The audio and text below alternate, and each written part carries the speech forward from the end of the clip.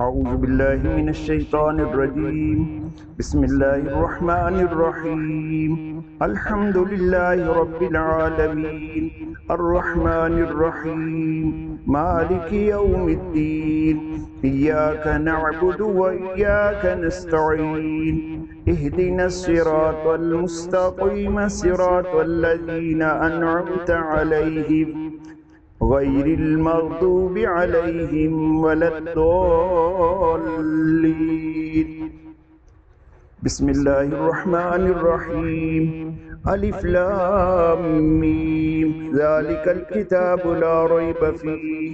هدى للمتقين الذين يؤمنون بالغيب ويقيمون الصلاة ومما رزقناهم ينفقون والذين يؤمنون بما أنزل إليك وما أنزل من قبلك وبالآخرة هم يوقنون أولئك على هدى من ربهم وأولئك هم المفلحون. إن الذين كفروا سواء عليهم أأنذرتهم أم لم تنذرهم لا يؤمنون. ختم الله على قلوبهم وعلى سمعهم وعلى أبصارهم غشاوة ولهم عذاب عظيم. ومن الناس من يقول آمنا بالله وباليوم الآخر وما هم بمؤمنين يخادعون الله والذين آمنوا وما يخدعون إلا أنفسهم وما يشعرون. في قلوبهم مرض فزادهم الله مرضا ولهم عذاب أليم بما كانوا يكذبون. وإذا قيل لهم لا تفسدوا في الأرض قالوا إنما نحن مصلحون ألا إنهم هم المفسدون ولكن لا يشعرون. وإذا قيل لهم آمنوا كما آمن الناس قالوا أنؤمن كما آمن السفهاء ألا إنهم هم السفهاء ولكن لا يعلمون. وإذا لقوا الذين آمنوا قالوا آمنا وإذا خلوا إلى شياطينهم قالوا إنا معكم إنما نحن مستهزئون. الله يستهزئ بهم ويمدهم في طغيانهم يعمهون. أولئك الذين اشتروا الضلالة بالهدى فما ربحت تجارتهم وما كانوا مهتدين. مثلهم كمثل الذي استوقد نارا فلما أضاءت ما حوله ذهب الله بنورهم وتركهم في ظلمات لا يبصرون. صم بكم عمي فهم لا يرجعون. أو كصيب من السماء فيه ظلمات ورعد وبرق يجعلون أصابعهم في آذانهم من الصواعق حذر الموت والله محيط بالكافرين.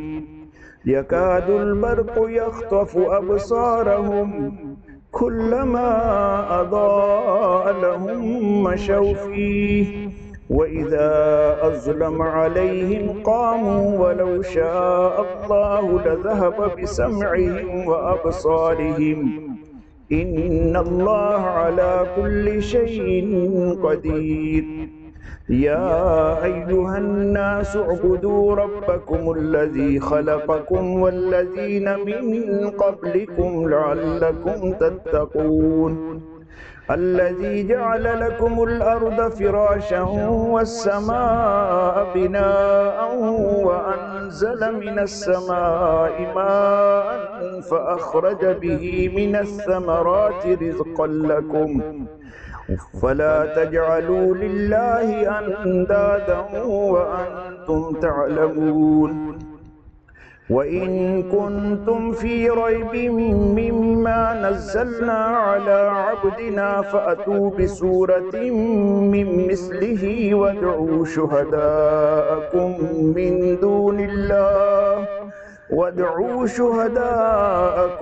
من دون الله إن كنتم صادقين. فإن لم تفعلوا ولن تفعلوا فاتقوا النار التي وقودها الناس والحجارة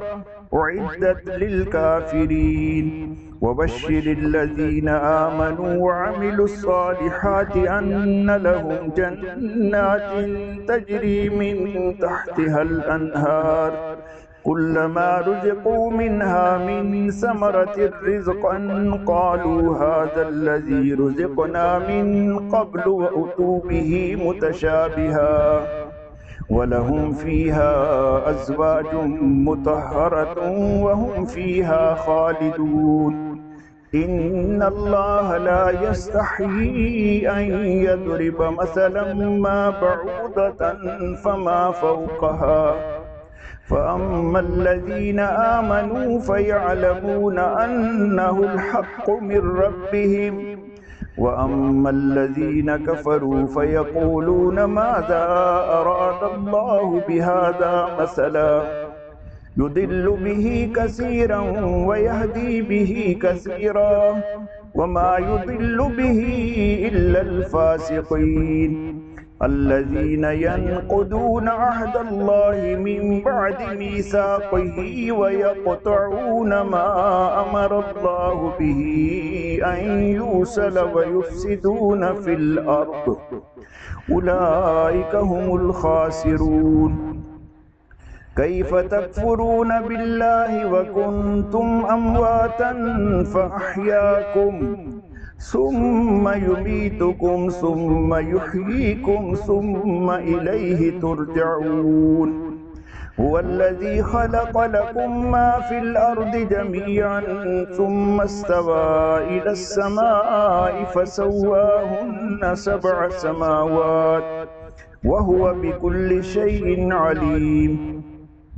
وإذ قال ربك للملائكة إني جاعل في الأرض خليفة قالوا أتجعل فيها من يفسد فيها ويسفك الدماء ونحن نسبح بحمدك ونقدس لك قال إني أعلم ما لا تعلمون. وعلم آدم الأسماء كلها ثم عرضهم على الملائكة فقال أنبئوني بأسماء هؤلاء إن كنتم صادقين. قالوا سبحانك لا علم لنا إلا ما علمتنا إنك أنت العليم الحكيم. قال يا آدم أنبئهم بأسمائهم فلما أنبأهم بأسمائهم قال ألم أقل لكم إني أعلم غيب السماوات والأرض وأعلم ما تبدون وما كنتم تكتمون. وإذ قلنا للملائكة اسجدوا لآدم فسجدوا إلا إبليس أبى واستكبر وكان من الكافرين. وقلنا يا آدم اسكن أنت وزوجك الجنة وكلا منها رغدا حيث شئتما ولا تقربا هذه الشجرة فتكونا من الظالمين. فأزلهما الشيطان عنها فأخرجهما مما كانا فيه وقلنا اهبطوا بعضكم لبعض عدو ولكم في الأرض مستقر ومتاع إلى حين. فتلقى آدم من ربه كلمات فتاب عليه إنه هو التواب الرحيم. قلنا اهبطوا منها جميعا فإما يأتينكم مني هدى فمن تبع هداي فلا خوف عليهم ولا هم يحزنون والذين كفروا وكذبوا بآياتنا أولئك أصحاب النار هم فيها خالدون يا بني إسرائيل اذكروا نعمتي التي أنعمت عليكم وأوفوا بعهدي أوف بعهدكم وإياي فارهبون وآمنوا بما أنزلت مصدقا لما معكم ولا تكونوا أول كافر به ولا تشتروا بآياتي ثمنا قليلا وإياي فاتقون ولا تلبسوا الحق بالباطل وتكتموا الحق وأنتم تعلمون وأقيموا الصلاة وآتوا الزكاة واركعوا مع الراكعين أتأمرون الناس بالبر وتنسون أنفسكم وأنتم تتلون الكتاب أفلا تعقلون واستعينوا بالصبر والصلاة وإنها لكبيرة إلا على الخاشعين الذين يظنون أنهم ملاقو ربهم وأنهم إليه راجعون يا بني إسرائيل اذكروا نعمتي التي أنعمت عليكم وأني فضلتكم على العالمين واتقوا يوما لا تجزي نفس عن نفس شيئا ولا يقبل منها شفاعة ولا يؤخذ منها عدل ولا هم ينصرون وإذ نجيناكم من آل فرعون يسومونكم سوء العذاب يذبحون أبناءكم ويستحيون نساءكم وفي ذلكم بلاء من ربكم عظيم وإذ فرقنا بكم البحر فأنجيناكم وأغرقنا آل فرعون وأنتم تنظرون وإذ وعدنا موسى 40 ليلة ثم اتخذتم العجل من بعده وأنتم ظالمون ثم عفونا عنكم من بعد ذلك لعلكم تشكرون وإذ آتينا موسى الكتاب والفرقان لعلكم تهتدون وإذ قال موسى لقومه يا قوم إنكم ظلمتم أنفسكم باتخاذكم العجل فتوبوا إلى بارئكم فاقتلوا أنفسكم ذلكم خير لكم عند بارئكم فتاب عليكم إنه هو التواب الرحيم وإذ قلتم يا موسى لن نؤمن لك حتى نرى الله جهرة فأخذتكم الصاعقة وأنتم تنظرون ثم بعثناكم من بعد موتكم لعلكم تشكرون وظللنا عليكم الغمام وأنزلنا عليكم المن والسلوى كلوا من طيبات ما رزقناكم وما ظلمونا ولكن كانوا أنفسهم يظلمون وإذ قلنا ادخلوا هذه القرية فكلوا منها حيث شئتم رغدا وادخلوا الباب سجدا وقولوا حطة نغفر لكم خطاياكم وسنزيد المحسنين فبدل الذين ظلموا قولا غير الذي قيل لهم فأنزلنا على الذين ظلموا رجزا من السماء بما كانوا يفسقون وإذ استسقى موسى لقومه فقلنا اضرب بعصاك الحجر فانفجرت منه 12 عينا قد علم كل أناس مشربهم كلوا واشربوا من رزق الله ولا تعثوا في الأرض مفسدين وإذ قلتم يا موسى لن نصبر على طعام واحد فادع لنا ربك يخرج لنا مما تنبت الأرض من بقلها وقثائها وفومها وعدسها وبصلها قال أتستبدلون الذي هو أدنى بالذي هو خير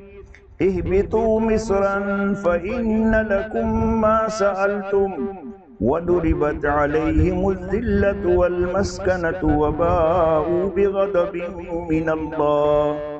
ذلك بأنهم كانوا يكفرون بآيات الله ويقتلون النبيين بغير الحق ذلك بما عصوا وكانوا يعتدون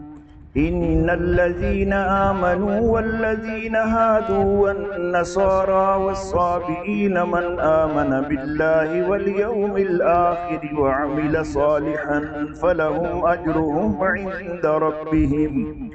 ولا خوف عليهم ولا هم يحزنون وإذا أخذنا ميثاقكم ورفعنا فوقكم الطور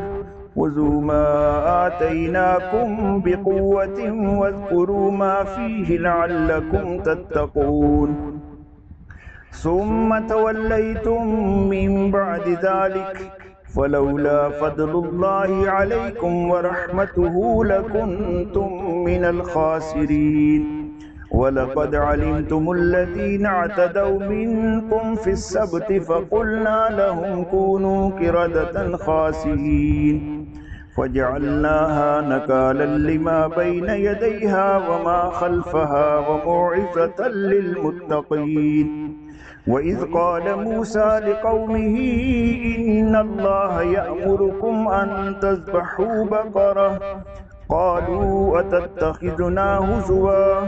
قال أعوذ بالله أن أكون من الجاهلين قالوا ادع لنا ربك يبين لنا ما هي قال إنه يقول إنها بقرة لا فارض ولا بكر عوان بين ذلك فافعلوا ما تؤمرون قالوا ادع لنا ربك يبين لنا ما لونها قال إنه يقول إنها بقرة صفراء فاقع لونها تسر الناظرين قالوا ادع لنا ربك يبين لنا ما هي إن البقرة شابه علينا وإنا إن شاء الله لمهتدون قال إنه يقول إنها بقرة لا ذلول تثير الأرض ولا تسقي الحرث مسلمة لا شية فيها قالوا الآن جئت بالحق فذبحوها وما كادوا يفعلون وإذ قتلتم نفسا فادارأتم فيها والله مخرج ما كنتم تكتمون فقلنا اضربوه ببعضها كذلك يحيي الله الموتى ويريكم آياته لعلكم تعقلون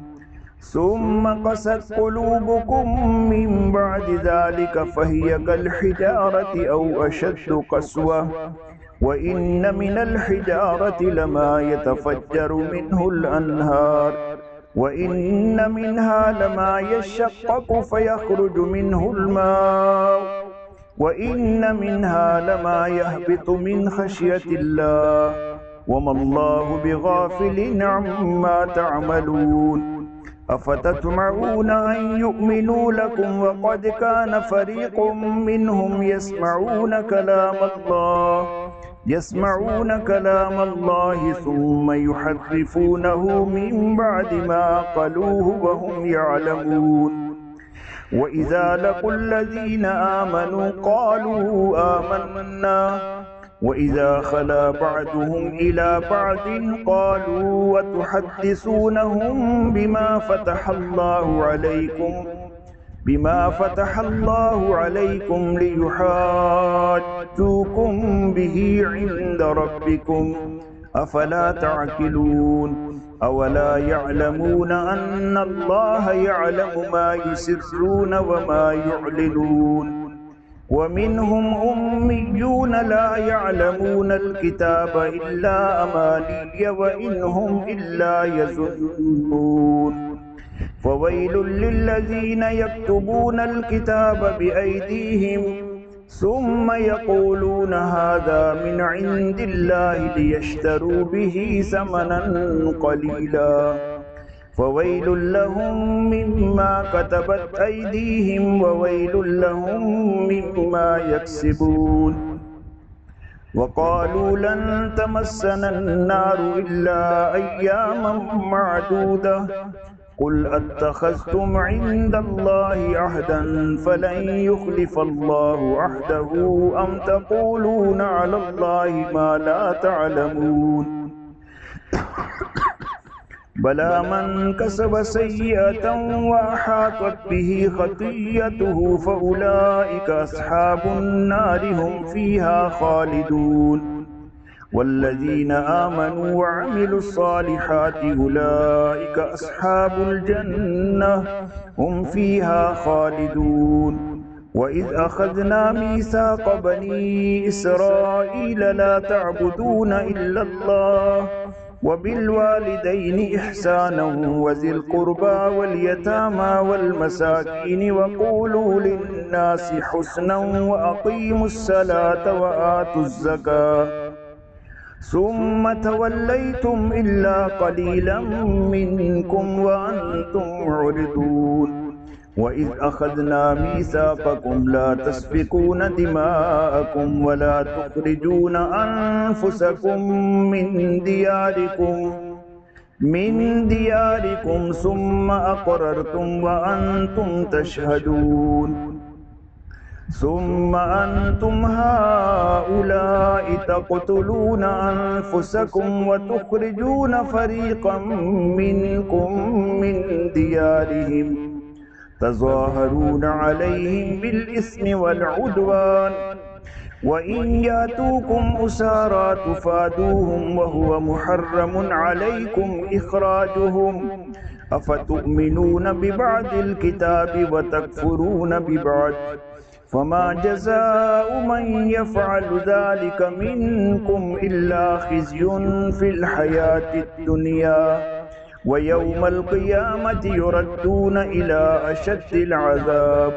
وما الله بغافل عما تعملون أولئك الذين اشتروا الحياة الدنيا بالآخرة فلا يخفف عنهم العذاب ولا هم ينصرون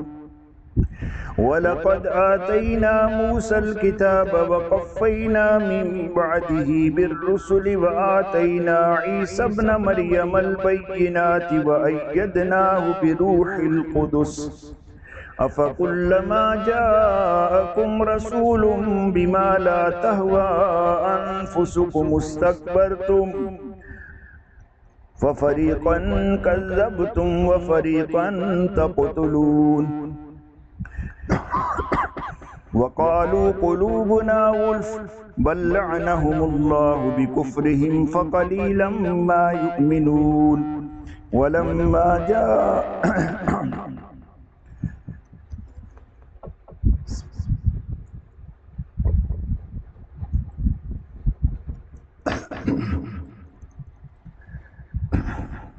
ولما جاءهم كتاب من عند الله مصدق لما معهم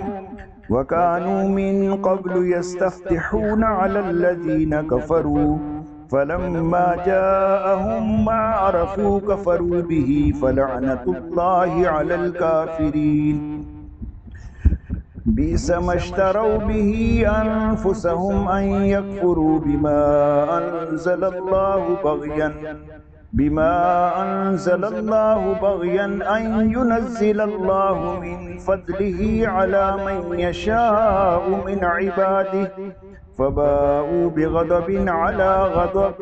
وللكافرين عذاب مهين وإذا قيل لهم آمنوا بما أنزل الله قالوا نؤمن بما أنزل علينا ويكفرون بما وراءه وهو الحق مصدقا لما معهم قل فلم تقتلون أنبياء الله من قبل إن كنتم مؤمنين ولقد جاءكم موسى بالبينات ثم اتخذتم العجل من بعده وأنتم ظالمون وإذ أخذنا ميثاقكم ورفعنا فوقكم الطور خذوا ما آتيناكم بقوة واسمعوا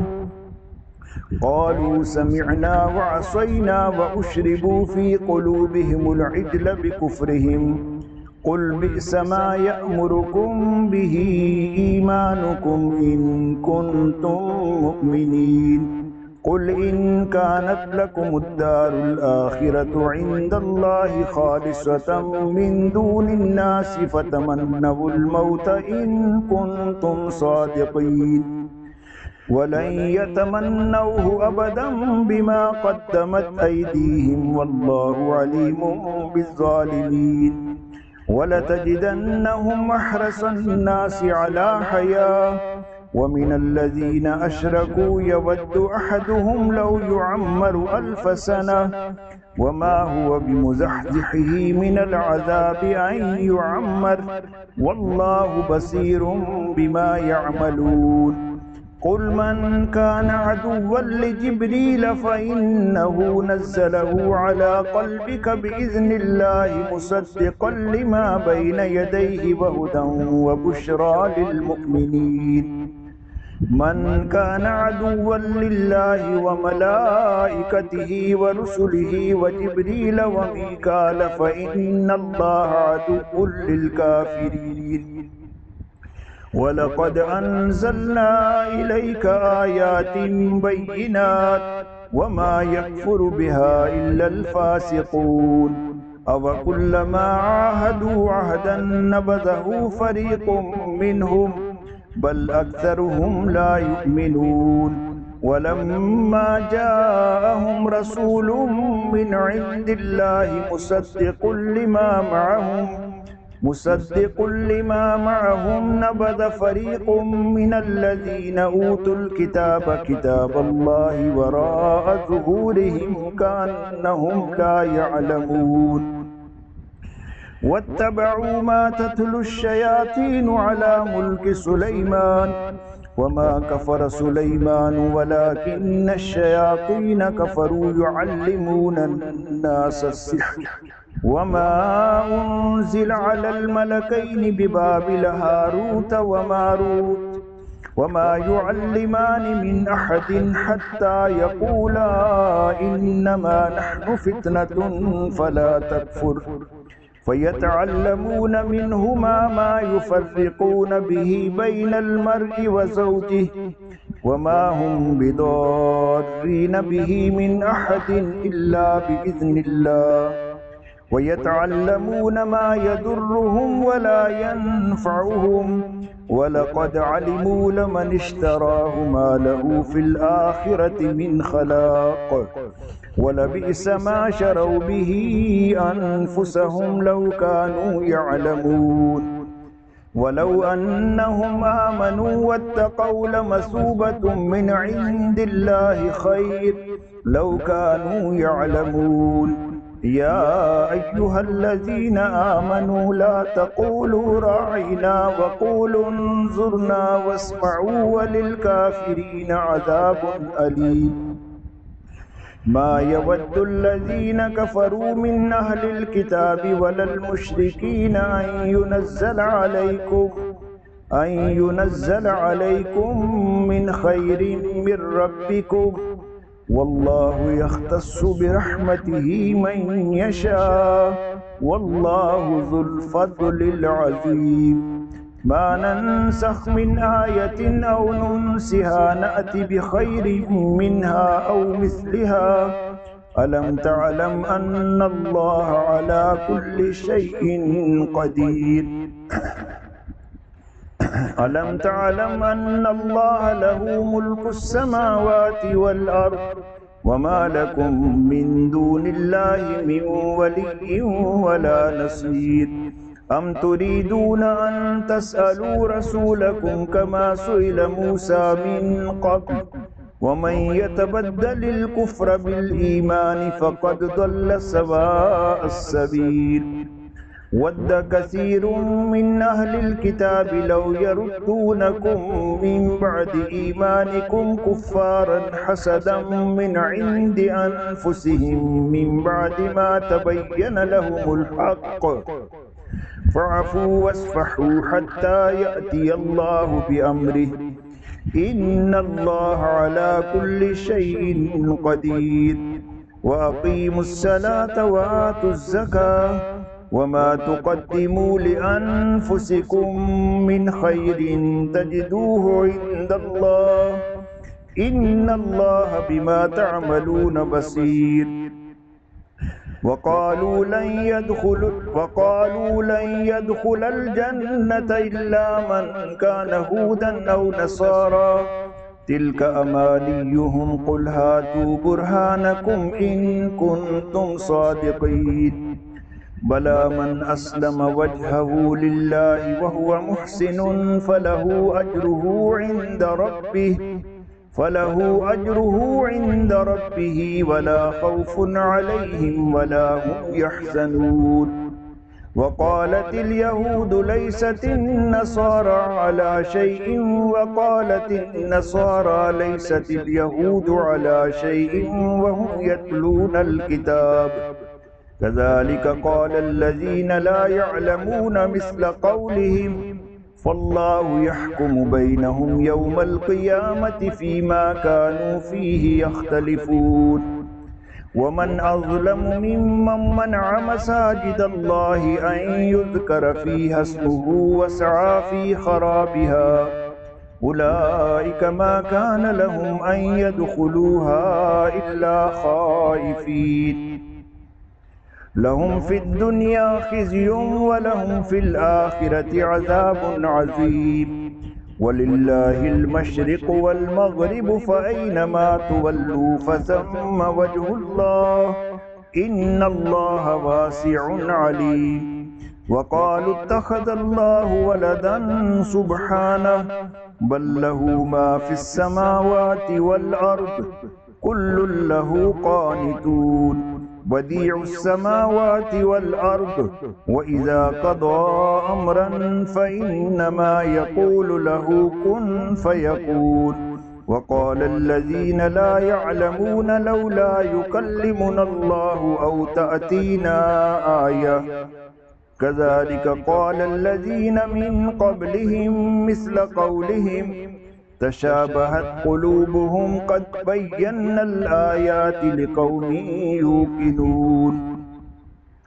إنا أرسلناك بالحق بشيرا ونذيرا ولا تسأل عن أصحاب الجحيم ولن ترضى عنك اليهود ولا النصارى حتى تتبع ملتهم قل إن هدى الله هو الهدى ولئن اتبعت أهواءهم بعد الذي جاءك من العلم ما لك من الله من ولي ولا نصير الذين آتيناهم الكتاب يتلونه حق تلاوته أولئك يؤمنون به ومن يكفر به فأولئك هم الخاسرون يا بني إسرائيل اذكروا نعمتي التي أنعمت عليكم وأني فضلتكم على العالمين واتقوا يوما لا تجزي نفس عن نفس شيئا ولا يقبل منها عدل ولا تنفعها شفاعة ولا هم ينصرون وإذ ابتلى إبراهيم ربه بكلمات فأتمهن قال إني جاعلك للناس إماما قال ومن ذريتي قال لا ينال عهد الظالمين وإذ جعلنا البيت مثابة للناس وأمنا واتخذوا من مقام إبراهيم مصلى وعهدنا إلى إبراهيم وإسماعيل أن طهرا بيتي للطائفين والعاكفين والركع السجود وإذ قال إبراهيم رب اجعل هذا بلدا آمنا وارزق أهله من الثمرات من آمن منهم